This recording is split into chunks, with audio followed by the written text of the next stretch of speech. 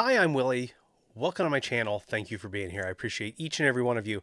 And it's been a minute since we've heard a whole lot of anything about the TP-Link potential ban. We know that Congress in the United States has funded it, but that was earlier this year and we haven't heard a whole lot. So let's go on over to the news cycle, see what we can find, because I have some TP-Link products here that I want to show you. So let's just do a little bit of investigation. We'll talk a little bit about whether this is just a dog and pony show or what's really going on. So let's head on over there and we'll check it out. All right, so here we are over at Google News, and I just did a search for TP-Link because I had seen this Bloomberg.com article a couple days ago about how the U.S. future hinges on its claimed split from China. But there's a couple other things.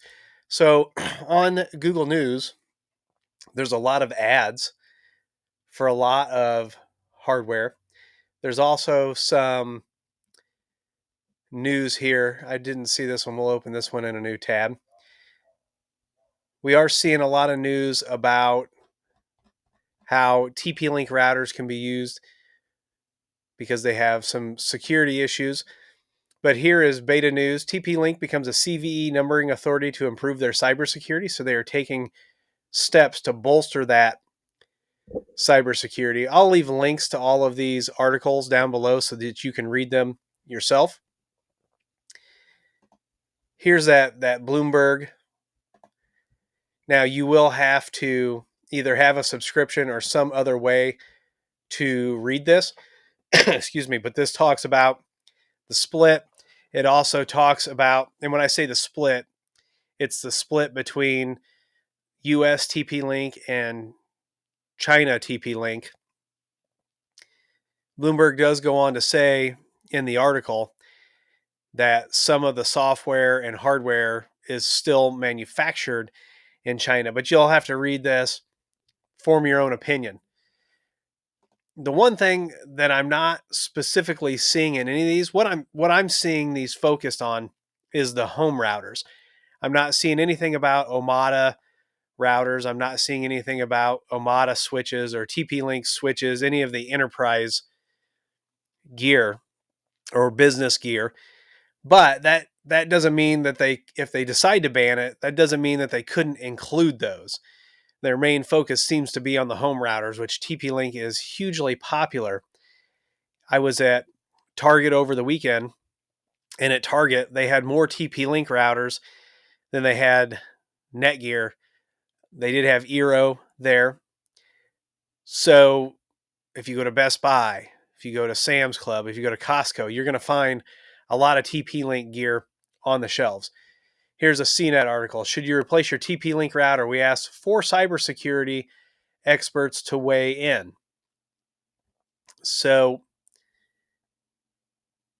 there's a little bit of history here about TP-Link, and I just opened these because I wanted to see what people are saying. Lawmakers are definitely, they seem to be pushing on this.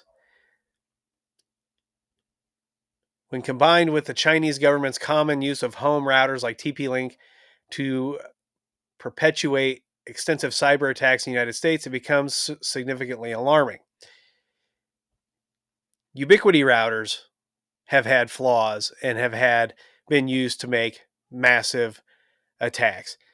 Enterprise gear, we've seen issues with SonicWall. We've seen issues with, and I'm not saying that Ubiquiti is not enterprise, but we've seen, problems with all manufacturers. They're really targeting TP-Link. So if we scroll down, this article does talk about that connection between China and the United States. I'm not seeing, so here's some information from a security professional. Several of the cybersecurity experts I spoke with believe that it's likely that intelligence agencies have found something with TP-Link that warrants a ban. So we don't know if it's going to happen. Yes, obviously, Huawei has been banned. Uh, I think I don't know if Xiaomi has been banned. But you need to read this. You need to form your own opinions. Yes, there are known flaws. TP-Link is taking steps to address those. Here's another article from Tom's Guide. Thousands of TP-Links have been infected by a botnet to spread malware. Patch your router now, which means that there is a patch available. But if you go back, like I said, you can see where other brands have had these same issues. And obviously, the more hardware you have out there, things like this can happen. Here's the U.S. congressional panel that urges Americans to ditch Chinese-made routers. This was March 5th.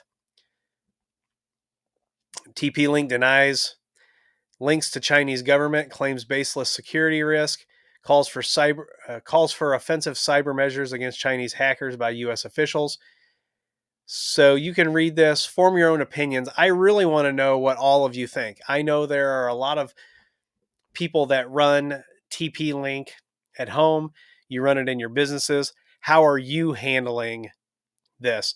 Do you think they're going to ban Omada as well? Do you think this is just the home routers? If they do ban the home routers, will they ban the business? Will everything TP-Link become poisoned? I really don't know, but I really want to know what you think about this. Are you ditching your TP-Link? Are you switching it to other gear? Omada has added a ton of features. I want to show that off. I've just kind of been watching this before I do that, and I'm at a point where I don't really. I'm kind of on the fence about this. I don't know how much of it. I mean, obviously there are some security issues. Routers need to be patched. Obviously, the political machine is going to exert its weight, its influence. So let me know, how many of you have already ditched TP-Link? What are you ditching TP-Link for? Will you keep your TP-Link? If there is a ban, will you be switching your customers? There's a lot of stuff at play here. So let me know how you're handling this down below. Like I said, I'll leave links to all these so you can read these, form your opinions. Yes, there are security issues with the software. TP-Link has addressed that. Other manufacturers have had similar issues. Other manufacturers did the same thing, patched their software. All you have to do is do a Google News search for a company. You're going to find articles. Like I said, Ubiquiti's been caught in this. Several enterprise companies have hard-coded credentials and then been caught doing that. Cisco has had issues. FortiNet, SonicWall, Palo Alto has had issues. So where do we draw the line? How are we making these decisions? Is it security? Is it the ties to China? Let me know what you think down below or over on the community. All right, so that's some of my thoughts about this. If I don't see any movement on this week, I'm going to go ahead and roll some of these videos out because I have a product that I bought myself right here that I'm going to be using extensively throughout the year, and I want to do a video on it. This is kind of where we're at. Let me know what your thoughts are down in the comments or come on over to our community. But give this video a thumbs up. Subscribe, comment, and share. Follow me on Twitter and TikTok. Those links are down below, along with affiliate links, a Patreon link.